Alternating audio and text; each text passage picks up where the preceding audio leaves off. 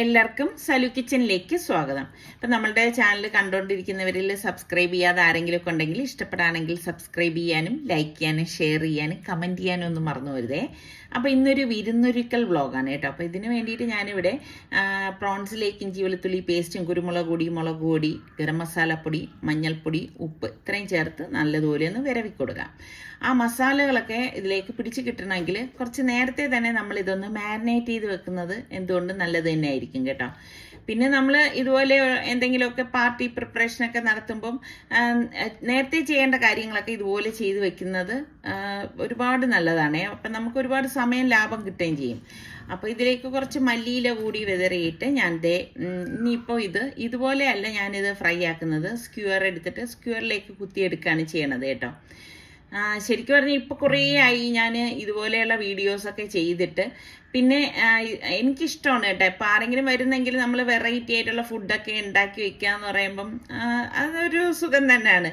അപ്പോൾ ഞാൻ എല്ലാം സ്ക്വയറിലേക്ക് ഒന്ന് മാറ്റി ഇതുപോലെ ഒന്ന് കൊടുക്കുകയാണ് കേട്ടോ. പിന്നെ നമ്മളിത് സാധാരണഗതിയിൽ വീട്ടിൽ മക്കൾക്കൊക്കെ ഇതുപോലെ സ്ക്വയറിലൊക്കെ വെച്ചിട്ട് ഒന്ന് ഫ്രൈ ആക്കിയൊക്കെ കൊടുക്കുകയാണെങ്കിൽ പിള്ളേർക്ക് ഭയങ്കര ഇഷ്ടപ്പെടും കേട്ടോ.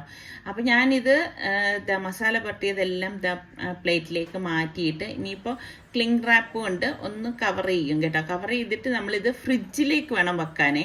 പിന്നെ നമ്മളിപ്പോൾ ജസ്റ്റ് വരുന്നതിന് തൊട്ട് മുൻപ് എടുത്തിട്ട് അത് ഫ്രൈ ചെയ്തെടുക്കുന്നതാണ് നല്ലത് കേട്ടോ. അപ്പോൾ ഞാൻ ഇത് ക്ലിംഗ് റാപ്പ് ചെയ്ത് ഫ്രിഡ്ജിലേക്ക് ഒന്ന് മാറ്റാൻ പോവുകയാണേ. ഇനി ഇത് പ്രോൺസ് ഒക്കെ എടുക്കുമ്പോൾ നമുക്ക് ആ ക്ലീനിങ്ങിനാണ് കുറേ ടൈം അങ്ങ് പോകുന്നത്. പിന്നെ ഞാൻ പെട്ടെന്ന് അത് ക്ലീൻ ചെയ്ത് അങ്ങ് എടുക്കുകയാണ് ചെയ്യുന്നത്. അപ്പം ആദ്യം ഇത് പ്രോൺസ് ആയതുകൊണ്ട് തന്നെ അത് ക്ലീൻ ചെയ്ത് മാരിനേറ്റ് ചെയ്ത് വെക്കാമെന്ന് വിചാരിച്ചു. ഇനിയിപ്പോൾ ഞാൻ പുഡിങ് ഒന്ന് റെഡിയാക്കാൻ പോവുകയാണ് കേട്ടോ. തീ കത്തിക്കാതെയുള്ള പുഡിങ്ങാണേ. അപ്പം ഞാനിതിലേക്ക് പാലൊഴിച്ചിട്ടുണ്ട്. ഏകദേശം 1 ലിറ്ററോളം പാല് ഞാൻ ഒഴിച്ചിട്ടുണ്ട്. ഇതിലേക്ക് നമുക്ക് ഫ്രഷ് ക്രീം 1 കപ്പോളം ഫ്രഷ് ക്രീം നമ്മൾ ചേർത്ത് കൊടുക്കും. പിന്നെ മധുരത്തിന് ആവശ്യമുള്ള കണ്ടൻസ്ഡ് മിൽക്ക് കേട്ടോ. ഞാനിപ്പോൾ ഈ ഒരു ടിന്നിൻ്റെ പകുതിയോളം ചേർത്തിട്ടുണ്ട്. ഒരുപാട് മധുരമൊന്നും ആവത്തില്ല, ഒരു മീഡിയം സൈസിൽ മധുരത്തിലാണ് നമ്മൾ ഈ പുഡിംഗ് റെഡിയാക്കി എടുക്കുന്നത് കേട്ടോ. എപ്പോഴും പുഡിംഗ് ആയാലും ഏത് ഡെസേർട്ട് ആണെങ്കിലും ഓവർ മധുരം ആയിക്കഴിഞ്ഞാൽ അത്ര ഒരു ടേസ്റ്റ് ഒന്നും ഉണ്ടാവത്തില്ല. ഇതിപ്പോൾ 2 മാങ്ങ പ്യൂരി ആയിട്ട് എടുത്തതാണ് കേട്ടോ. അപ്പോൾ കുറച്ച് വെള്ളം ഒഴിച്ചിട്ട് ഇതുപോലെ തിക്കായിട്ട് അടിച്ചെടുത്തതാണ് മിക്സിയിൽ. എന്നിട്ട് നമുക്ക് ഇതുപോലെ ഒന്ന് മിക്സ് ചെയ്ത് കൊടുക്കാം. അപ്പം ഈ മാങ്ങ എന്ന് പറയുമ്പം ഒന്ന് നല്ല കളറുള്ള മാങ്ങ എടുക്കണം. അതുപോലെ തന്നെ നാരുകളില്ലാത്ത നല്ല രുചിയുള്ള മാങ്ങ വേണം നമ്മൾ ഇതിനായിട്ട് എടുക്കാൻ. ഇത് മിക്സ് ചെയ്ത ശേഷം ഞാൻ ഇവിടെ പുഡിംഗ് ട്രേ എടുത്തിട്ടുണ്ട്. അതായത് അത് സെറ്റ് ചെയ്യാനുള്ള ട്രേ ആണ് ഞാനിപ്പോൾ എടുത്തിരിക്കുന്നത്. ഇതിലേക്ക് നമുക്ക് ഈ മിക്സ് ഒഴിച്ചു കൊടുക്കാം. എന്നിട്ട് നമുക്ക് ബ്രെഡിൻ്റെ അരികെല്ലാം കട്ട് ചെയ്ത് ഞാനിവിടെ എടുത്തിട്ടുണ്ട്. വൈറ്റ് ബ്രെഡോ വീറ്റ് ബ്രെഡോ നമുക്ക് ഇതിലായിട്ട് എടുക്കാം കേട്ടോ. എന്നിട്ട് നമുക്ക് ഇതുപോലെ ഒന്ന് അറേഞ്ച് ചെയ്ത് വെക്കണം. അതിന് മീതെ വീണ്ടും നമുക്ക് ഈ മിൽക്കിൻ്റെ മിക്സിങ് ഒഴിച്ചു കൊടുക്കാം കേട്ടോ. വളരെ എളുപ്പം ഉണ്ടാക്കിയെടുക്കാൻ പറ്റുന്ന അടിപൊളി പുഡിംഗ് തന്നെയാണ്. അപ്പോൾ എപ്പോഴും നമ്മൾ ഇതുപോലെയുള്ള പാർട്ടികളിൽ ആദ്യം തന്നെ നമ്മൾ പുഡിംഗ് ഒക്കെ ഉണ്ടാക്കി ഫ്രിഡ്ജിൽ വെച്ചാൽ മാത്രമേ കറക്റ്റ് ടൈമിൽ നമുക്ക് സെറ്റായി കിട്ടത്തുള്ളൂ. പിന്നെ ഞാൻ മാങ്ങ കട്ട് ചെയ്തത് ഇതിലേക്ക് ഇട്ട് കൊടുക്കുകയാണ്. ഇത് മാംഗോ പുഡിംഗ് അല്ലേ. അപ്പം നമ്മൾ കഴിക്കുമ്പോൾ ആ ഒരു മാംഗോയുടെ ആ ഒരു ടേസ്റ്റ് എന്തായാലും വേണമല്ലോ. മാംഗോ ഫ്ലേവർ ഉണ്ട് എങ്കിലും നമുക്ക് ഇങ്ങനെ മാങ്ങ ഇങ്ങനെ കടിക്കുമ്പം അതൊരു സുഖമല്ലേ. അപ്പം അതുകൊണ്ടാണ് മാങ്ങയും കൂടി ഇതിനെ മീതെ ഇട്ടിട്ട് വീണ്ടും നമ്മൾ അടുത്ത ലെയർ ഒന്ന് സെറ്റ് ചെയ്യണത്. അപ്പം നമ്മളെ എത്രയാണോ നമുക്ക് വേണ്ടത് അതിനനുസരിച്ച് ഇതിലൊക്കെ ഏറ്റക്കുറവുകൾ വരുത്താവുന്നതാണേ. വീണ്ടും നമ്മൾക്ക് ഈ മിൽക്ക് മാംഗോ മിക്സ് ഇതിലേക്ക് ഒഴിച്ചു കൊടുക്കാം. പിന്നെ പ്യൂരി എടുക്കുമ്പോൾ എപ്പോഴും നമ്മൾ ഫ്രഷ് മാംഗോയിൽ തന്നെ എടുക്കണം. എങ്കിലും മാത്രമേ ആ പുഡിംഗ് നല്ല ടേസ്റ്റ് ഉണ്ടാകത്തുള്ളൂ. അല്ലാതെ നിങ്ങൾ പാക്കറ്റിൽ കിട്ടുന്ന പ്യൂരി അങ്ങനെയൊന്നും എടുക്കരുത് കേട്ടോ. ഇത് നമ്മൾ ഫ്രഷ് മാംഗോയിൽ തന്നെ ഉണ്ടാക്കിയെടുക്കണം കേട്ടോ. വീണ്ടും അടുത്ത ലെയറിലേക്ക് നമുക്ക് ഇതുപോലെ മാങ്ങ കട്ട് ചെയ്ത് ഇട്ട് കൊടുക്കാം. പിന്നെ നിങ്ങൾക്ക് നട്ട്സൊക്കെ ഇഷ്ടമാണെങ്കിൽ ഇതുപോലെ കാഷ്നട്ടോ പിസ്തയോ ഒക്കെ കട്ട് ചെയ്തിടാം. പക്ഷേ ഈ ഒരു പുഡിങ്ങിന് നമുക്ക് ഒരു നട്ട്സിൻ്റെയും ആവശ്യമില്ല. ഈ ഒരു രീതിയിൽ നിങ്ങൾ റെഡിയാക്കി എടുക്കുകയാണെങ്കിൽ കേട്ടോ. ഇതുപോലെ തന്നെ തീ കത്തിക്കാതെ നമുക്ക് ഉണ്ടാക്കിയെടുക്കാൻ പറ്റുന്ന ഒരുപാട് പുഡിങ്ങുകളുണ്ട്. ഇത് ഏത് കൊച്ചു കുട്ടികൾക്ക് പോലും ഉണ്ടാക്കിയെടുക്കാൻ വളരെ ഈസി ആയിട്ടുള്ളൊരു പുഡിങ്ങാണ്. കഴിക്കുമ്പോൾ ഭയങ്കര ടേസ്റ്റുമാണ് കേട്ടോ. പിന്നെ ഞാനിവിടെ വിപ്പിംഗ് ക്രീം വിപ്പ് ചെയ്ത് പൈപ്പിംഗ് ബാഗിലേക്ക് വെച്ചിട്ട് ഒന്ന് ഡിസൈൻ ചെയ്തെടുക്കുകയാണ് കേട്ടോ. ഇതൊക്കെ നമ്മളുടെ അതായത് നമ്മളുടെ ഒരു കലാബോധം അനുസരിച്ച് ഇതുപോലെയൊക്കെ ചെയ്തെടുക്കാം. ഇതൊന്നും നിർബന്ധമല്ല, പക്ഷെ വിപ്പിംഗ് ക്രീമിൽ ഇതുപോലെ ഡിസൈൻ ചെയ്തിട്ട് നമ്മൾ സെർവ് ചെയ്യുമ്പോഴും നല്ല ഭംഗിയായിരിക്കും. അതിന് മീതെ കുറച്ച് മാംഗോസ് ഒന്ന് ഇട്ട് കൊടുക്കാണ്. ഇനി ഈ വിപ്പ് ചെയ്ത വിപ്പിംഗ് ക്രീമിൻ്റെ ഒരു സൈഡിൽ നമുക്ക് മാംഗോ മിക്സിങ് വെച്ചിട്ട് വേണമെങ്കിലും ഇങ്ങനെ ചെയ്തെടുക്കാം. അതൊക്കെ ഓരോരുത്തരുടെ മനോധർമ്മം അനുസരിച്ച് ചെയ്താൽ മതി കേട്ടോ. അതാ എന്തായാലും ഞാൻ ഇത് അടച്ച് ഫ്രിഡ്ജിലേക്കാണ് മാറ്റുന്നത്, ഫ്രീസറിലല്ലേ. പിന്നെ ഞാൻ ഹോൾ തന്തൂരി ചിക്കൻ ഉണ്ടാക്കാൻ വേണ്ടിയിട്ട് മുളക് പൊടി, തന്തൂരി ചിക്കൻ മസാല, ഗരം മസാല, മഞ്ഞൾപ്പൊടി, കുരുമുളക് പൊടി ഇത്രയും കൂടി ബൗളിലേക്ക് ഇട്ട് കൊടുക്കാം. ഇതിലേക്ക് നമുക്ക് തൈര് ഒഴിച്ചു കൊടുക്കണം കേട്ടോ. ഒരു 1/4 കപ്പോളം തൈര് നമ്മൾ ചേർത്ത് കൊടുക്കുന്നുണ്ട്. എന്നിട്ട് നന്നായിട്ടൊന്ന് മിക്സ് ചെയ്ത് കൊടുക്കാം. പിന്നെ ഇങ്ങനെ നമ്മൾ മിക്സ് ചെയ്യുമ്പം എപ്പോഴും ശ്രദ്ധിക്കേണ്ട കാര്യം ഉപ്പ് നമുക്ക് പാകത്തിനുണ്ടോ എന്ന് നോക്കണം കേട്ടോ. കാരണം നമ്മൾ ആ തന്തൂരി മസാല പൊടിയിലൊക്കെ ഉപ്പിൻ്റെ അംശം ഉണ്ടാവും. പിന്നെ നമുക്ക് ഇതിലേക്ക് ഇഞ്ചി വെളുത്തുള്ളി പേസ്റ്റും കൂടി ചേർത്ത് നല്ലതുപോലെ ഒന്ന് മിക്സ് ചെയ്തിട്ട് ഈ ഹോൾ ചിക്കനില്ലേ അതിലേക്ക് നമുക്ക് ഈ മാരിനേഷൻ തേച്ച് കൊടുക്കാം. പിന്നെ എപ്പോഴും നമ്മൾ ഈ ഹോൾ ചിക്കൻ എടുക്കുമ്പം വളരെ ചെറിയ ചിക്കൻ കിട്ടുമെങ്കിൽ അതാണ് നല്ലത് കേട്ടോ. അങ്ങനെ ഉണ്ടാക്കുമ്പോഴാണ് ടേസ്റ്റ്. അപ്പം നമ്മൾ ഒരു 1500 താഴെ കിലോയുള്ള ചിക്കനാണ് ഇതിനൊക്കെ നല്ലത് കേട്ടോ. അപ്പം ഞാനിവിടെ ഇപ്പം എന്താ 2 ചിക്കൻ എടുത്തിട്ടുണ്ട്. അത് നമുക്ക് ഇതുപോലെ ഒന്ന് മാരിനേറ്റ് ചെയ്തിട്ട് അതും നമുക്ക് മസാല പിടിക്കണമല്ലോ, ഇത് ഹോൾ ചിക്കൻ അല്ലേ. അപ്പം അതുകൊണ്ട് തന്നെ ഞാനിപ്പം ക്ലിങ് റാപ്പ് ചെയ്തിട്ട് അതും ഒന്ന് ഫ്രിഡ്ജിലേക്ക് മാറ്റുവാണ്. എപ്പോഴും നമ്മൾ ഇതുപോലെയുള്ള പാർട്ടി പ്രിപ്പറേഷനിൽ ഈ മുൻപ് നമ്മൾ പ്രിപ്പയർ ചെയ്ത് വെക്കുന്ന ജോലിയാണ് കൂടുതലായിട്ട് വരുന്നത് കേട്ടോ. ബിരിയാണിക്ക് വേണ്ടിയിട്ട് ഞാനിവിടെ മസാല പൗഡറൊക്കെ എടുത്തിട്ടുണ്ട്. ഗരം മസാല, ചെറിയ ജീരകത്തിൻ്റെ പൊടി, മഞ്ഞപ്പൊടി, മല്ലിപ്പൊടി, മുളക് പൊടി, ബിരിയാണി മസാല, കസൂരി മേത്തി, പിന്നെ കുറച്ചധികം പച്ചമുളക് ഒന്ന് കീറിയതാണ്. പിന്നെ നമുക്ക് മല്ലിയിലയും വേണം, പുതിന ഇലയും വേണം കേട്ടോ. ഇനി നമുക്കിതിലേക്ക് ഒരു 3 തക്കാളി ഞാനിവിടെ കട്ട് ചെയ്തെടുത്തിട്ടുണ്ട്. നല്ല പഴുത്ത തക്കാളിയാണെങ്കിൽ അതാണേ നല്ലത്.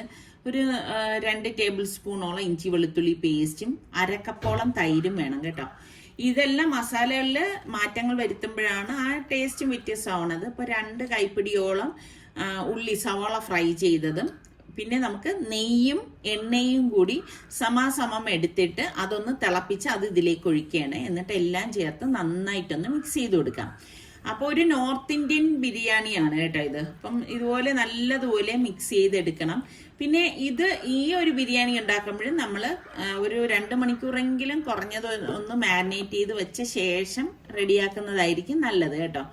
അപ്പോൾ ഞാനിത് ഇപ്പോൾ ഒരു കണ്ടെയ്നറിലേക്ക് മാറ്റിയിട്ടുണ്ട്. അപ്പോൾ എപ്പോഴും നമ്മൾ ഇതുപോലെയൊക്കെ മാരിനേറ്റ് ചെയ്ത് വെക്കുമ്പം ഇത് ഫ്രിഡ്ജിൽ തന്നെ വെക്കാനായിട്ട് നോക്കണം, പുറത്തെടുത്ത് വെക്കരുത് കേട്ടോ. അപ്പോൾ ഫ്രിഡ്ജിൽ തന്നെ പ്രത്യേകിച്ച് ഇത് നമ്മൾ മാരിനേറ്റ് ചെയ്ത് വെച്ചേക്കണേ. പിന്നെ ഞാൻ ചിക്കൻ ടിക്ക ഉണ്ടാക്കാൻ വേണ്ടിയിട്ട് അത്യാവശ്യം ചെറിയൊരു പീസിലാണ് ചിക്കൻ, ബോൺലെസ് ചിക്കനാണ് എടുത്തത്, കട്ട് ചെയ്തെടുത്തിരിക്കുന്നത്. ഇതിലേക്ക് നമുക്ക് നാരങ്ങയുടെ നീരൊന്ന് പിഴിഞ്ഞൊഴിച്ചു കൊടുത്തേക്കണം. പിന്നെ വേണ്ടത് ഇഞ്ചി വെളുത്തുള്ളി പേസ്റ്റാണ്.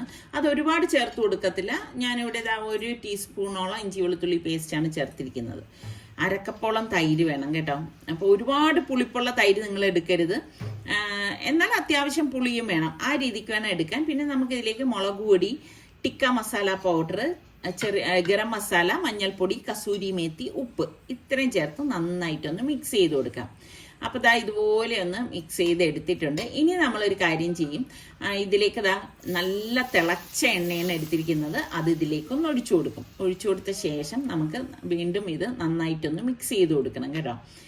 അപ്പോഴാണ് ശരിക്കും പറഞ്ഞാൽ ഇതിൻ്റെതായിട്ടുള്ള രീതിയിൽ എടുക്കുമ്പോഴേ ആ ഒരു കറക്റ്റ് ടേസ്റ്റൊക്കെ നമുക്ക് കിട്ടത്തുള്ളൂ കേട്ടോ. ഇനി നമ്മൾ ഇതിലൊരു കാര്യം കൂടി ചെയ്യും. ഞാനിപ്പോൾ ഒരു ബൗള് സെൻറ്ററിലേക്ക് വെച്ച് കൊടുത്തിട്ടുണ്ട്. പിന്നെ നമുക്ക് ചാർക്കോൾ കത്തിച്ചിട്ട് ഇതിനുള്ളിലേക്ക് വെച്ച് കൊടുക്കാം. ഇനി നമുക്കിതിലേക്ക് കുറച്ച് ഓയിൽ ഒഴിച്ചു കൊടുക്കണം. അപ്പോൾ ശരിക്കും ആ ചാർക്കോളിൻ്റെ ആ ഒരു സ്മോക്കി സ്മെല്ല് നമുക്ക് ഇതിലേക്ക് കിട്ടും. എന്നിട്ട് പാത്രം അടച്ച് മാറ്റി വെക്കാം. അപ്പം പിന്നെ നമ്മളിത് റെഡിയാക്കാൻ നേരം നല്ല ആ ഒരു കറക്റ്റ് ടിക്കയുടെ ടേസ്റ്റ് കിട്ടണമെങ്കിൽ നമ്മളിങ്ങനെ ചെയ്യണം കേട്ടോ. പിന്നെ ഞാൻ മട്ടൺ വെള്ളത്തിലേക്ക് ഇട്ടിട്ടുണ്ടായിരുന്നു. അപ്പോൾ അത് ഒന്ന് വാഷ് ചെയ്തെടുക്കണേ. നിങ്ങൾക്കൊക്കെ ഈ ബിരിയാണിയൊക്കെ കഴിക്കുമ്പോൾ മട്ടൺ ബിരിയാണിയാണോ, ചിക്കൻ ബിരിയാണിയാണോ, ബീഫ് ബിരിയാണിയാണോ ഇഷ്ടം എന്ന് പറയട്ടെ. നമ്മളുടെ ഇവിടെ തിരുവനന്തപുരത്തോട്ടൊക്കെ ബീഫ് ബിരിയാണി അത്ര അധികം അല്ല കേട്ടോ, മട്ടൺ ബിരിയാണി, ചിക്കൻ ബിരിയാണി, ഇതാണ് ഏറ്റവും കൂടുതലായിട്ട് നമുക്കിവിടെ ഹോട്ടലുകളിൽ അല്ലെങ്കിൽ റെസ്റ്റോറൻറ്റ് എല്ലായിടത്തും എവിടെ പോയി കഴിഞ്ഞാൽ ഈ ഒരു രീതിയിലാണ് കിട്ടുന്നത്. എനിക്ക് തോന്നുന്നു കോഴിക്കോട്, കണ്ണൂർ, മലപ്പുറം ആ സൈഡിലൊക്കെയാണ് ബീഫ് ബിരിയാണിക്ക് വലിയ പ്രാധാന്യം എന്നാണ് എനിക്ക് തോന്നുന്നത് കേട്ടോ. നമ്മളുടെ ഇവിടെ അത്ര അങ്ങനെ ഇല്ല കേട്ടോ. അപ്പം എന്തായാലും ഞാനിപ്പം ഇതിന് വേണ്ടിയിട്ട് കൊച്ചുള്ളി തോല് കളഞ്ഞെടുത്ത് വെച്ചിട്ടുണ്ടായിരുന്നു. അതാണ് ഒന്ന് ചോപ്പ് ചെയ്തെടുക്കണം കേട്ടോ. നമ്മളിപ്പം ഈ സവാള എടുക്കുന്നതിൽ നിന്നും ടേസ്റ്റ് കൂടുതൽ കിട്ടുന്നത് കൊച്ചുള്ളിക്കാണ് കേട്ടോ. ഞാൻ ചായ കുടിച്ചിട്ടില്ലായിരുന്നു. അപ്പോൾ ഫാബിമോൾ എനിക്ക് ചായ ഇട്ട് തന്നു. അപ്പോൾ അങ്ങനെ ഞാൻ ചായ കുടിച്ചുകൊണ്ടാണ് എൻ്റെ ജോലികൾ തുടങ്ങുന്നത്. ഞാനിങ്ങനെ ജോലി ചെയ്തുകൊണ്ട് നിൽക്കുമ്പോഴേക്കും ആകാശത്ത് ഇങ്ങനെ ഒരു മഴക്കാർ വന്ന് നിൽക്കുന്ന പോലെ ഉണ്ട് കേട്ടോ. മഴ പെയ്യോന്നൊന്നും അറിയത്തില്ല. എന്തായാലും ഞാൻ അതും നോക്കി നിന്ന് കഴിഞ്ഞാൽ എൻ്റെ ജോലി ഇവിടെ മുടങ്ങിപ്പോകും കേട്ടോ. അപ്പം ഞാൻ ഓരോന്നായിട്ട് ഇനിയിപ്പോൾ കുക്ക് ചെയ്യാനായിട്ട് പോവാണ് കേട്ടോ. അപ്പോൾ ഈ പ്രഷർ കുക്കർ എടുത്തിട്ടുണ്ട്. ഇപ്പോൾ എൻ്റെ ഒരു പ്രശ്നം ഞാൻ നേരത്തെ പറഞ്ഞില്ലേ, എൻ്റെ ഈ ഗ്യാസ് സ്റ്റോപ്പ് വലിയ പ്രശ്നം, ചെറിയ പ്രശ്നമല്ല വലിയ പ്രശ്നമായി മാറിയിരിക്കുകയാണ്. കാരണം അതിൽ ഫ്ലെയിം തീരെ വരുന്നില്ല ഈ ഒരു ബർണറിലും കേട്ടോ. വളരെ ഇങ്ങനെ മിന്നാമിന്നി പോലാണ് വരുന്നത്. അതുകൊണ്ട് തന്നെ നമുക്ക് ആ ഉദ്ദേശിക്കുന്ന ടൈമിൽ ഓരോന്നും തീർക്കാൻ പറ്റുമോ ഇല്ലയോ എന്നൊന്നും അറിയത്തില്ല. അതുപോലെ നമുക്ക് ഈ നല്ല ഫ്ലെയിം വെച്ചിട്ട് നമ്മൾ കുക്ക് ചെയ്യേണ്ട സംഭവങ്ങളൊക്കെ ഉണ്ടല്ലോ. ഇത് ഈ മിന്നാമിന്നി പോലെ നിൽക്കുന്ന നിങ്ങൾക്ക് കാണാമല്ലോ എൻ്റെ ഫ്ലെയിം. അതാണ് ഹൈ ഫ്ലെയിം കത്തുന്ന ആ അടുപ്പ് കേട്ടോ. പക്ഷെ അതിലേക്ക് അങ്ങോട്ട് വരുന്നില്ല. അപ്പം ഞാൻ ഇനിയിപ്പം എന്തായാലും ഇതിലല്ലേ എനിക്ക് ഇനിയിപ്പോൾ വെച്ച് കുക്ക് ചെയ്യാനായിട്ട് പറ്റത്തുള്ളൂ. അപ്പം ഞാൻ എണ്ണ ഒഴിച്ചിട്ട് വെളിച്ചെണ്ണയാണ് ഒഴിച്ചത്. ഇതിലേക്ക് നമുക്ക് ഞാൻ ഗരം മസാല, ഹോൾ ഗരം മസാലയാണ് ഇട്ടത്. പിന്നെ നമ്മൾ ഈ ക്രഷ് ചെയ്ത് വെച്ച കൊച്ചുള്ളി ഉണ്ടല്ലോ, അതിട്ടാണ് ഒന്ന് വഴറ്റി കൊടുക്കുന്നത്. അതേസമയം തന്നെ ഞാൻ തൊട്ടടുത്ത് മറ്റൊരു കുക്കറും അടുപ്പത്ത് വെച്ചിട്ടാണ് റെഡിയാക്കണത് കേട്ടോ. പലരും എൻ്റെ അടുത്ത് പലപ്പോഴും ചോദിക്കാറുണ്ട്, ഇത്താക്ക് ഇത്രയേറെ കുക്കറിൻ്റെ ആവശ്യമുണ്ടോ എന്നൊക്കെ ഇങ്ങനെ ഓരോ കാര്യങ്ങൾ ഞാൻ ഉണ്ടാക്കുമ്പോഴേക്ക് ചോദിക്കുന്നുണ്ട് കേട്ടോ. അപ്പം ഞാൻ ഇതുപോലെയുള്ള അതായത് എളുപ്പം ജോലി തീർക്കാൻ വേണ്ടിയിട്ടും പിന്നെ ഇതുപോലെയുള്ള കൂടുതലായിട്ടുള്ള ക്വാണ്ടിറ്റിയിലൊക്കെ ഉണ്ടാക്കുമ്പം എനിക്ക് ഉപയോഗമുണ്ട് കേട്ടോ കുക്കറിന്. അതുകൊണ്ടാണ് ഞാൻ ഇങ്ങനെ കുക്കറുകൾ വാങ്ങിച്ച് വെച്ചിരിക്കുന്നത്. പക്ഷെ ഇനിയിപ്പോൾ ആ മഞ്ഞ കുക്കർ ഉണ്ടോ, അത് നല്ല കുക്കറാണ് കേട്ടോ. പക്ഷെ അതിൻ്റെ ചെറുതാണ് ഈ കാണുന്ന റെഡ്. അപ്പം ഇനിയിപ്പം ആ ഒരു മഞ്ഞ പോലത്തെ കുക്കർ വേറൊരെണ്ണം കൂടെ വാങ്ങിച്ച് വെക്കണം എന്നൊക്കെ വിചാരിക്കുന്നുണ്ട് കേട്ടോ. കാരണം അത്ര ഉപയോഗം ഉണ്ട് എനിക്ക്, അതുകൊണ്ടാണ് കേട്ടോ. അപ്പം നമ്മളുടെ ഉപയോഗത്തിനനുസരിച്ചല്ലേ നമ്മൾ ഓരോ പാത്രങ്ങളും വാങ്ങിക്കേണ്ടത്. പിന്നെ എൻ്റെ കയ്യിൽ സ്റ്റീൽ കുക്കറുണ്ട് കേട്ടോ. വലിയ സ്റ്റീൽ കുക്കറുണ്ട്, 10 ലിറ്ററിൻ്റെ ഒക്കെ ഉണ്ട്. നിങ്ങൾ കണ്ടിട്ടുണ്ടാവും ഞാൻ ചോറ് വയ്ക്കുന്നതൊക്കെ കുക്കർ. അത് 12 ലിറ്ററിൻ്റെതാണ് കേട്ടോ. പക്ഷെ ആ കുക്കറിൽ ഞാൻ ഇതുപോലെ ഉണ്ടാക്കി കഴിഞ്ഞാൽ അത് അടുക്കി പിടിക്കുന്നുണ്ട് കേട്ടോ. ഇപ്പം മീറ്റൊക്കെ ഉണ്ടാക്കണേ, ഇപ്പം ചിക്കനോ മട്ടണോ എന്ത് ഉണ്ടാക്കി കഴിഞ്ഞാൽ അത് അടുക്കി പിടിക്കുന്നുണ്ട്. അപ്പോൾ പിന്നെ ഞാൻ അത് അങ്ങനെ എടുക്കാറില്ല കേട്ടോ. അതിനേക്കാളും ഇതിപ്പോൾ 2 കുക്കറിലാക്കി നമുക്കൊന്ന് റെഡിയാക്കി എടുക്കാമെന്നല്ലേ ഉള്ളൂ. അതുപോലെ തന്നെ നല്ല ഒരു കൊഴുകൊഴുത്ത ഗ്രേവി കിട്ടണമെങ്കിൽ നമ്മൾ മസാല ഇതുപോലെ അരച്ച് തന്നെ ചേർക്കുന്നതാണ് എപ്പോഴും നല്ലത് കേട്ടോ. അങ്ങനെയാണ് എനിക്കിഷ്ടം കേട്ടോ. അല്ലാതെ പൊടികൾ ഡയറക്റ്റായിട്ട് ഞാൻ അങ്ങനെ ഇതിലേക്ക് ഇടാറില്ലേ. പിന്നെ ഞാനിവിടെ പച്ചമുളക് ക്രഷ് ചെയ്തതാണ്, അതും ഇതുപോലെ ഒന്ന് ഇട്ട് കൊടുക്കാണ് കേട്ടോ. പിന്നെ ഞാൻ നേരത്തെ ഒന്നും നമ്മൾ ആരെങ്കിലും ക്ഷണിച്ചിട്ടുണ്ടെങ്കിലൊന്നും നേരത്തെ ഒന്നും തയ്യാറാക്കി ഒന്നും വയ്ക്കലും ഒന്നും ഉണ്ടാവത്തില്ല. ആ വരുന്നതിൻ്റെ അന്ന് തന്നെ ഓരോ കാര്യങ്ങൾ റെഡിയാക്കത്തേ ഉള്ളൂ കേട്ടോ. കാരണം കഴിക്കുന്നവർ നല്ല ഫ്രഷ് ആയിട്ട് വേണ്ടേ ഭക്ഷണം കഴിക്കാൻ. അല്ലാതെ നമ്മൾ നേരത്തെ അതൊക്കെ തയ്യാറാക്കി വെച്ച് കഴിഞ്ഞാൽ അതത്ര ഒരു സുഖമില്ല കേട്ടോ. എനിക്ക് അതിനോട് വലിയ താല്പര്യമില്ല. പണ്ട് ഞങ്ങൾ ഗൾഫിലായിരുന്ന സമയത്തൊക്കെ എപ്പോഴും ഒരുപാട് ആൾക്കാർ വന്നുകൊണ്ടിരുന്ന ഒരു കാലഘട്ടം ഉണ്ടായിരുന്നു. കാരണം ഇവരുടെ ഓഫീസിലൊക്കെ എല്ലാവരും ഇങ്ങനെ ഓരോ ആഴ്ച ആകുമ്പോഴേക്ക് മിക്കവാറും വീട്ടിലേക്ക് വരാറുണ്ട് കേട്ടോ. അപ്പം നല്ല നല്ല ഫുഡൊക്കെ ഉണ്ടാക്കി കൊടുക്കണം എന്നുള്ളത് എനിക്ക് ഇൻസാർക്കായാലും നല്ല നിർബന്ധമുള്ള ആൾക്കാരായിരുന്നേ. ഫാബി ഇവിടെ പപ്പടം പൊരിച്ചു ഇല്ലേ ഫാബി? പപ്പടം പൊരിച്ചു സവാള. അത് കഴിഞ്ഞിട്ട് എന്തോ അണ്ടിപ്പരിപ്പ് മുന്തിരിയൊക്കെ ഇത് ചെയ്യണം, എണ്ണയിലിട്ട് വറുത്തെടുക്കണം. തീ കൂടുതല നമ്മളെ അത് ചൂടാവാൻ വേണ്ടിട്ട് തീ കൊടുക്കും.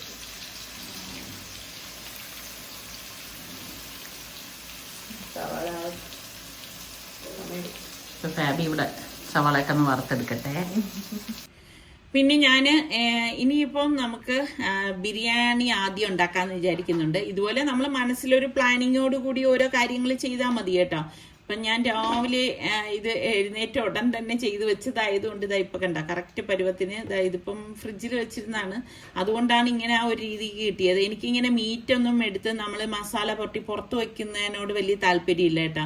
ഒന്നാമത് ഇപ്പോഴത്തെ ക്ലൈമറ്റ് എന്ന് പറയുന്നത് ചൂടും കൂടിയല്ലേ. അപ്പം നമ്മൾ സൂക്ഷ്മതയോടെ വേണം ഓരോന്നും കൈകാര്യം ചെയ്യാൻ. ഇതിലേക്ക് ഞാനിവിടെ കുറച്ച് പുതിനയിലയും കൂടി ഇതായിട്ട് കൊടുക്കണേ. എന്നിട്ട് നമുക്ക് നന്നായിട്ട് ഒന്ന് ഇളക്കി കൊടുക്കാം. ഇപ്പോൾ പിള്ളേർക്കൊക്കെ, അതായത് കുട്ടികൾക്കൊക്കെ ഏറ്റവും ഇഷ്ടമുള്ള ബിരിയാണി ഏതാണെന്ന് ചോദിച്ചാൽ ഒട്ടും സംശയമില്ല, അവർ ചിക്കൻ ബിരിയാണി തന്നെ പറയും കേട്ടോ. അപ്പം ഞാൻ എപ്പോഴും വിചാരിച്ചിട്ടുണ്ട് മക്കൾക്കൊക്കെ എന്തുകൊണ്ടാണ് ഇങ്ങനെ ഈ ചിക്കൻ ബിരിയാണിയോട് ഇത്ര പ്രിയം. നമ്മളിവിടെ സനക്കുട്ടി എടുത്തു കഴിഞ്ഞാലുണ്ടല്ലോ ചിക്കൻ അവൾക്ക് വലിയ ഇഷ്ടമാണ് കേട്ടോ. ഈ ഒരു പാൻ കണ്ടോ, ഇത് 40 സെന്റിമീറ്ററിൻ്റെതാണ് കേട്ടോ. ആൽഫ എന്ന് പറയുന്ന ഒരു ബ്രാൻഡാണ്. അപ്പം വലിയ സോസ് പാൻ ആണ് കേട്ടോ. ഞാൻ അബുദാബിയിൽ നിന്ന് വന്നിരുന്ന സമയത്ത് കൊണ്ടുവന്നാണ്. അപ്പം കാർഗോയിലിട്ടാണ് കൊണ്ടുവന്നത്. ഇവിടെ വന്നപ്പോൾ അതിൻ്റെ ലിഡ് പൊട്ടിപ്പോയി. അതുപോലെ ഒരു കാത് അത് ചീത്തയായി പോവുകയും ചെയ്തു. അങ്ങനെ കിട്ടിയിട്ടില്ല, ഒറ്റ കാത് മാത്രമേ ഇപ്പോൾ ഉള്ളൂ കേട്ടോ. അങ്ങനെയാണ് ഞാൻ പിന്നെ ഒരു അലുമിനിയത്തിൻ്റെ ഒരു അടപ്പ് വാങ്ങി വെച്ചത്. കാരണം അല്ലെങ്കിൽ ഇത് എനിക്ക് ഈ പാൻ ഉപയോഗിക്കാൻ പറ്റത്തില്ല. അത്ര നല്ല വലിപ്പമുള്ള പാനായിരുന്നു. ഞാൻ വളരെ ആഗ്രഹിച്ച് വാങ്ങിച്ചതായിരുന്നു കേട്ടോ. നമ്മുടെ നാട്ടിലൊന്നും ആ സമയത്ത് ഇവിടെ കിട്ടൂലായിരുന്നു വലിയ പാനൊന്നും. ഇപ്പോഴൊക്കെ എനിക്ക് തോന്നുന്നു ഇപ്പോൾ ധാരാളമായിട്ട് നമുക്ക് ഇതുപോലെയുള്ള വെറൈറ്റി ആയിട്ടുള്ള കമ്പനികളുടെ ഒക്കെ കിട്ടുന്നുണ്ട്. അപ്പോൾ ഞാൻ സ്റ്റീം പോയ ശേഷം മട്ടൺ ഒന്ന് ഇളക്കി എടുക്കേണ്ട കേട്ടോ. ഇനിയിപ്പം ഇതൊരു വലിയ കാസറോളിലേക്ക് അങ്ങ് മാറ്റാൻ പോവുകയാണ്. അപ്പം ഞാനിവിടെ 2 ബാച്ചായിട്ട് കുക്കറിൽ ഇത് റെഡിയാക്കിയിട്ടുണ്ടായിരുന്നു കേട്ടോ. ഞാൻ പറഞ്ഞില്ലേ എളുപ്പത്തിന് വേണ്ടിയിട്ടാണ് ഇങ്ങനെ പലതും ചെയ്യണത്. ഇതിപ്പം ഞാൻ വളരെ സ്റ്റീൽ കുക്കറിൽ ഫ്ലെയിം കുറച്ചിട്ടിട്ടാണ് അതും റെഡിയാക്കി എടുത്തത്. എല്ലാം കൂടിയിട്ട് ഞാനിപ്പം ഒരു വലിയ പാനിലേക്ക് മാറ്റിയിട്ടുണ്ടായിരുന്നേ. ഇപ്പം എൻ്റെ ഈ ബ്ലാക്ക് പാൻ കണ്ടോ, അത് അത്യാവശ്യം വലിപ്പമുള്ള സോസ് പാനാണ്. അതിൻ്റെ ഇരട്ടി വലിപ്പമുണ്ട് തൊട്ടടുത്തിരിക്കുന്ന ആ ഒരു ആൽഫ റെഡ് കളറിലെ പാൻ കേട്ടോ. അപ്പോൾ ഇങ്ങനെയൊക്കെയാണ് എൻ്റെ പാനിൻ്റെ വിശേഷം എന്ന് പറയുന്നത്. പിന്നെ ഞാൻ റൈസ് വേവിക്കാൻ വേണ്ടിയിട്ടുള്ള വെള്ളമാണ് വെച്ചിരിക്കുന്നത്. അതിലേക്ക് നമുക്ക് പാകത്തിനുള്ള ഉപ്പിട്ട് കൊടുക്കാം. പിന്നെ പലരും എൻ്റെ അടുത്ത് ഇങ്ങനെ വലിയ പാനൊക്കെ ഞാൻ ഇതുപോലെ വയ്ക്കുന്ന സമയം പറഞ്ഞിട്ടുണ്ട്, അലൂമിനിയം ഉപയോഗിക്കരുത്, അത് കേടാണെന്നുള്ളത്. ഇത് തീരെ ലോക്കൽ അങ്ങനെയുള്ള അലൂമിനിയം അല്ല കേട്ടോ. അപ്പം ഇതൊക്കെ നമുക്ക് എന്ത് പറയാൻ ISO ഇതൊക്കെ ഉള്ള അലുമിനിയം തന്നെയാണ്. അപ്പം നമ്മൾ എപ്പോഴും വാങ്ങിക്കുമ്പം അങ്ങനെയൊക്കെ ഉള്ളത് വേണം നമ്മൾ വാങ്ങിക്കാനുള്ളത്. അപ്പം ഇതിലേക്ക് ഞാൻ കുറച്ചധികം രമ്പയില കട്ട് ചെയ്തിട്ട് കൊടുക്കണേ. അതുപോലെ തന്നെ ഹോൾ സ്പൈസസും ഇട്ടിട്ടുണ്ട്. ജോലി ചെയ്ത് വന്നപ്പോഴേക്കും നല്ല ചൂടായി കേട്ടോ. ഇപ്പം വെയിൽ വന്നു തുടങ്ങി. അപ്പം മാരിനേറ്റ് ചെയ്ത് വെച്ചിരുന്ന ചിക്കനൊക്കെ ഞാൻ എടുത്തു. ഇനിയിപ്പം നമുക്ക് ഇതൊന്ന് റെഡിയാക്കി എടുക്കാൻ വേണ്ടിയിട്ട് ഞാൻ ഈ ഒരുപാട് ഹൈറ്റുള്ള കുക്കർ നമ്മൾ ഇതിനായിട്ട് എടുക്കാതിരിക്കുന്നതാണ് നല്ലത് കേട്ടോ. അപ്പം ഇനിയിപ്പം ഞാൻ 2 കുക്കറിലാക്കിയാണ് ഇത് ഒന്ന് റെഡിയാക്കാനായിട്ട് പോകുന്നത്. അപ്പം ഇത് ആ ചിക്കൻ വെച്ചിട്ട് ആ ഗ്രേവിയും ഇതിലേക്ക് ഒഴിച്ചിട്ട് നമുക്കിനിയിപ്പം കുക്കർ മൂടി വെയിറ്റ് ഇട്ടിട്ട് വളരെ ലോ ഫ്ലെയിമിൽ വെച്ചിട്ട് 2 വിസിൽ അത്രയും മാത്രം മതി കേട്ടോ. അപ്പോഴേക്ക് അത് റെഡിയായി കിട്ടും. അപ്പോൾ അതവിടെ ഞാനിപ്പം 2 വയ്ക്കാമെന്ന് വിചാരിച്ചു. പക്ഷെ കുക്കർ എടുത്തിട്ട് ചിക്കൻ വെച്ചപ്പോഴാണ് 2 വയ്ക്കാനുള്ള സ്പേസ് ഉണ്ടാകത്തില്ല എന്ന് മനസ്സിലായത്. അതുകൊണ്ട് ഇനിയിപ്പോൾ 2 കുക്കറിൽ വെക്കണം. എപ്പോഴും പ്രശ്നം വരുന്നത് ഇതുപോലെ ഗ്യാസിൻ്റെത് തന്നെയാണ് കേട്ടോ. അപ്പോൾ വെള്ളം തിള വരാറായിട്ടുണ്ട്. ചെറുതായിട്ട് അടിയും തിള വന്നപ്പോഴേക്ക് ഞാൻ കഴുകി വൃത്തിയാക്കി വെച്ചിരിക്കുന്ന റൈസ് ഇതിലേക്ക് ഇട്ട് കൊടുക്കാൻ കേട്ടോ. ശരിക്കും പറഞ്ഞാൽ ഈ ഹൈദരാബാദി ബിരിയാണി നിങ്ങൾക്കറിയാം. ഹൈദരാബാദി ബിരിയാണിയാണോ ബോംബെ ബിരിയാണിയാണോ നിങ്ങൾക്കിഷ്ടം? ഞാൻ എപ്പോഴും ഇങ്ങനെയുള്ള ചോദ്യങ്ങൾ ചോദിക്കുമ്പോൾ ചിലർ എൻ്റെ അടുത്ത് ചോദിക്കും, എന്തിനാണ് ഇടയ്ക്കിടയ്ക്ക് ഇങ്ങനെ ചോദിക്കുന്നത് എന്ന് ചോദിക്കും. പിന്നെ നമ്മൾ കണ്ടുകൊണ്ടിരിക്കുന്നവരിൽ പുതിയ പുതിയ വ്യൂവേഴ്സും വരുന്നുണ്ട്. അപ്പം അവരുടെയും കൂടി ഇഷ്ടങ്ങൾ അറിയാൻ വേണ്ടിയിട്ടാണ് അങ്ങനെ ചോദിക്കുന്നത് കേട്ടോ. അപ്പോൾ ചിക്കൻ റെഡി ആയപ്പോഴേക്കും കുക്കർ തുറന്നു. അപ്പം ഇനി അതൊന്ന് വറ്റിച്ചെടുക്കും. പിന്നെ നമ്മൾ ബിരിയാണിക്ക് വേണ്ടിയിട്ടുള്ള ആ മസാല റെഡിയായതിലേക്ക് ഇനിയിപ്പോൾ നമ്മൾ റൈസ് ഇട്ട് കൊടുക്കുകയാണ് കേട്ടോ. അപ്പം റൈസ് ഫുള്ള് വെന്തു പോകരുത്. ഒരു 7 മിനിറ്റ് അത്രയും മാത്രം റൈസ് ബോയിലായാൽ മതി. അതിനുശേഷം നമ്മൾ ഇതിലേക്ക് ഇട്ട ശേഷമാണ് ഇനിയിപ്പം ആ ഒരു ആവിയിലിരുന്നാണ് ഈ റൈസ് വെന്ത് കിട്ടുന്നത് കേട്ടോ. എളുപ്പം ഉണ്ടാക്കിയെടുക്കാൻ പറ്റുന്ന ഒരു ബിരിയാണി തന്നെയാണ് കേട്ടോ. പിന്നെ ഇതിലേക്ക് കുറച്ച് നെയ്യും കൂടി ഞാൻ ഇതുപോലെ ഇട്ട് കൊടുക്കുന്നുണ്ട്. അപ്പോഴാണ് ആ ഒരു ശരിക്കും നല്ലൊരു മണമൊക്കെ വരുന്നത്. ഞാൻ ഇതിലേക്ക് കുറച്ച് സാഫ്രോൺ ആണ് കലക്കിയത് ഒഴിച്ചത്. വീണ്ടും നമ്മുടെ ക്ലൈമറ്റ് മാറി ചെറുതായിട്ട് മഴ പൊടിയുന്നുണ്ട് കേട്ടോ വെളിയിൽ. ഇങ്ങനെയാണ് ഇപ്പം നമ്മളുടെ നാട്ടിലെ അവസ്ഥ. ഇപ്പം ഞാൻ ഇതിലേക്ക് ഒരു ചാർക്കോൾ ഒന്ന് കത്തിച്ച് വെച്ച് കൊടുക്കുകയാണ്. എന്നിട്ട് കുറച്ച് ഓയിലും കൂടി ഒഴിച്ച് ഇത് അടച്ച് വെച്ചിട്ടാണ് ഇനി റെഡിയാക്കി എടുക്കുന്നത്. അപ്പം നല്ല ഒരു ഫ്ലേവർ ആയിരിക്കും കേട്ടോ ആ ബിരിയാണിക്ക്. ശരിക്കും നമ്മൾ ഇന്ന് കഴിക്കുന്നതിനേക്കാളും ഇത് റെഡിയാക്കി വെച്ച് നാളെ പിറ്റേ ദിവസം കഴിക്കുമ്പോഴാണ് നല്ല ടേസ്റ്റ് കിട്ടുന്നത്. നിങ്ങൾക്ക് അങ്ങനെ തോന്നിയിട്ടുണ്ടോ ബിരിയാണി കഴിക്കുമ്പോഴേക്ക്? എനിക്ക് പലപ്പോഴും അങ്ങനെ തോന്നിയിട്ടുണ്ട് കേട്ടോ. നമ്മൾ വെക്കുന്ന അന്ന് കഴിക്കുന്നതിനേക്കാളും പിറ്റേ ദിവസം കഴിക്കുമ്പോഴല്ലേ അതിന് നല്ലൊരു രുചി കിട്ടുന്നത്. അപ്പം ഞാൻ അത് ഒന്ന് മിക്സ് ചെയ്തു റെഡിയായപ്പോഴേക്ക് അതിനിടയിൽ നമ്മളുടെ ചിക്കൻ വെന്തിട്ടുണ്ടായിരുന്നു. വെന്ത് സത്യം പറഞ്ഞ് അതിൻ്റെ കയ്യോ കാലോ ഒക്കെ വിട്ടുപോയിട്ടുണ്ടേ, കുഴപ്പമില്ല. ഇനിയിപ്പം ആ ഒരു ഗ്രേവി ഉണ്ടല്ലോ അതൊന്ന് വറ്റിച്ചെടുത്തിട്ട് ഇതിനെ ഒന്ന് ഡ്രൈ ആക്കി എടുക്കണം കേട്ടോ. നമ്മളിതിലേക്ക് ഒരു തുള്ളി വെള്ളം പോലും ചേർത്തിട്ടില്ല, പക്ഷെ അത്യാവശ്യം ഇത് വെന്ത് വന്നപ്പോഴേ ഗ്രേവി ഉണ്ടായിരുന്നു കേട്ടോ. അപ്പം നമുക്ക് അടുത്ത് ഞാൻ ഇനിയിപ്പം കട്ട്ലറ്റ് ഞാൻ റെഡിയാക്കി ഫ്രീസറിൽ വെച്ചിട്ടുണ്ടായിരുന്നു. അപ്പോൾ അത് രാവിലെ തന്നെ ഞാൻ എടുത്ത് പുറത്തേക്ക് വെച്ചിരുന്നു കേട്ടോ ഫ്രീസറിൽ നിന്ന്. അപ്പോൾ കട്ട്ലറ്റ് ഉണ്ടാക്കുന്നതിൻ്റെ വീഡിയോ ഞാൻ നെക്സ്റ്റ് എപ്പിസോഡിൽ നിങ്ങളുമായിട്ട് ഷെയർ ചെയ്യാം. അപ്പം ഇതിപ്പോൾ ഒന്ന് ഫ്രൈ ആക്കി എടുക്കണേ. പിന്നെ നമ്മൾക്ക് ഞാനിപ്പോൾ മട്ടൻ ബിരിയാണിക്ക് വേണ്ടിയിട്ട് കൈമ റൈസ് വെച്ചിട്ട് റൈസ് റെഡിയാക്കിയിട്ടുണ്ടായിരുന്നു. അത് ഒന്ന് ലെയർ ചെയ്യാനായിട്ട് പോവാണ് കേട്ടോ. ഇത് അത്യാവശ്യം വലിപ്പമുള്ള ഒരു ഉരുളിയാണ്. അപ്പം ഞാൻ നേരത്തെ പറഞ്ഞ മാതിരി എനിക്ക് ഇതുപോലെയുള്ള വലിയ സോസ് പാനിലൊക്കെ കുക്ക് ചെയ്യുന്നതാണ് ഇഷ്ടമെങ്കിലും ചിലപ്പോൾ നമ്മൾ ഇതുപോലെയുള്ള നാടൻ ഉരുളികൾ ഓരോ കാര്യത്തിന് എടുക്കേണ്ടതായിട്ട് വരും. അതും നല്ലത് തന്നെയാണ്, കാരണം അതിൻ്റെ ബേസ് കണ്ടോ നല്ല പരന്നിട്ടാണ്. അപ്പോൾ ബിരിയാണിയൊക്കെ എപ്പോഴും ലെയർ ചെയ്യാൻ ഏറ്റവും നല്ലത് ഇതുപോലെ പരന്ന പാത്രങ്ങളാണ് കേട്ടോ. അതിപ്പോൾ ഉരുളി ആവട്ടെ, ഇത് നേരത്തെ ഞാൻ കാണിച്ചതുപോലത്തെ അലുമിനിയം പാത്രമൊക്കെ ആണെങ്കിൽ അടിഭാഗം നല്ല പരന്നതാണ്. പിന്നെ എപ്പോഴും നമ്മൾ ഇതിപ്പോൾ ഞാൻ മട്ടൺ റെഡി ആയത് ഇതിലേക്ക് അതിൻ്റെ മസാലയും മട്ടണും ഒക്കെ കൂടെ വെച്ച് കൊടുക്കുകയാണ് കേട്ടോ. ഇനി നമ്മൾ നോർമലി ബിരിയാണിക്ക് ലെയർ ചെയ്യുന്നത് പോലെ ഒന്ന് ലെയർ ചെയ്തെടുക്കുകയാണ്. ഈ ഗ്യാസിലൊക്കെ നമ്മൾ ഉണ്ടാക്കുന്നതിൽ നിന്നും എനിക്ക് തോന്നുന്നു ക്വാണ്ടിറ്റി കൂടുതലായിട്ട് നമ്മൾ ഉണ്ടാക്കുമ്പോൾ വിറകടുപ്പൊക്കെ ഉള്ളവരാണെങ്കിൽ അതിലുണ്ടാക്കുമ്പോൾ അതിനൊരു പ്രത്യേക സ്വാദ് തന്നെയാണ് കേട്ടോ. പിന്നെ നമുക്ക് കരി പിടിക്കും, അതൊന്ന് കഴുകണം, ആ ഒരു ബുദ്ധിമുട്ട് മാത്രമേ ഉള്ളൂ. എനിക്കാണെങ്കിൽ നമ്മുടെ ഇവിടെ വീട്ടിൽ ഒരു അടുപ്പ് അതിൻ്റെ ഒരു ആഗ്രഹത്തിന് വേണ്ടി ചെയ്തതാണ്. പക്ഷേ നോർമലി ഇപ്പം നല്ല സ്ഥല സൗകര്യങ്ങളൊക്കെ ഉള്ളവരാണെങ്കിൽ നല്ല രീതിയിൽ അടുപ്പുകളൊക്കെ ഉണ്ടാക്കി കഴിഞ്ഞാൽ ഇതുപോലെയുള്ള കുക്കിങ്ങിനൊക്കെ വളരെ നല്ലതല്ലേ. എനിക്ക് ഭയങ്കര ഈ അടുപ്പൊക്കെ കാണുമ്പോൾ ഭയങ്കര കൊതി തോന്നിയിട്ടുണ്ട് കേട്ടോ. ഇങ്ങനെ അതിലൊക്കെ കുക്ക് ചെയ്യാൻ എന്ത് രസമാണ്. അതുപോലെ തന്നെ പുകയില്ലാത്ത, അതായത് വീട്ടിൻ്റെ അകത്ത് പുക വരാത്ത അടുപ്പൊക്കെ ഇല്ലേ, ആലുവ അടുപ്പാണെന്ന് തോന്നുന്നു അതിൻ്റെ പേര്. പക്ഷെ ഞങ്ങളുടെ വീട്ടിൽ അത് വയ്ക്കാനുള്ള സൗകര്യമില്ല. ഇല്ലായിരുന്നെങ്കിൽ ഞാൻ തീർച്ചയായിട്ടും എൻ്റെ ഒരു കിച്ചണിൽ ഞാൻ ആ അടുപ്പൊന്ന് സെറ്റ് ചെയ്തേനായിരുന്നു കേട്ടോ. അപ്പം ഇപ്പം വീടുകൾ ചെയ്യുമ്പോഴും നമുക്ക് ചില കുറവുകളൊക്കെ ഉണ്ടാവും. പക്ഷെ എനിക്കത് ഭയങ്കര വിഷമമായി പോയായിരുന്നു കേട്ടോ. അതിനുള്ള സ്പേസും ഇല്ല.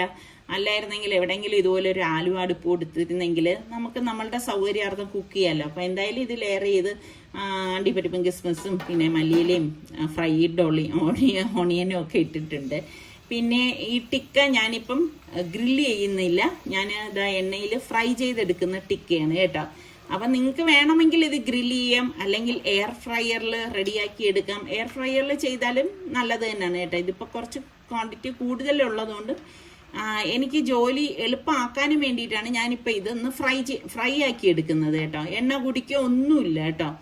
അപ്പോൾ ഇത് നമ്മൾ തിരിച്ച് മറിച്ചു വിട്ടെടുത്താൽ മാത്രം മതി. ഇതൊക്കെ ഞാൻ വരാറാകുന്ന ടൈമിൽ ചെയ്തെടുത്ത കാര്യങ്ങളാണ് കേട്ടോ. പിന്നെ ഞാൻ പ്രോൺസ് എടുത്തിട്ട് ഇതും ഒന്ന് ഫ്രൈ ആക്കി എടുക്കുന്നുണ്ട്.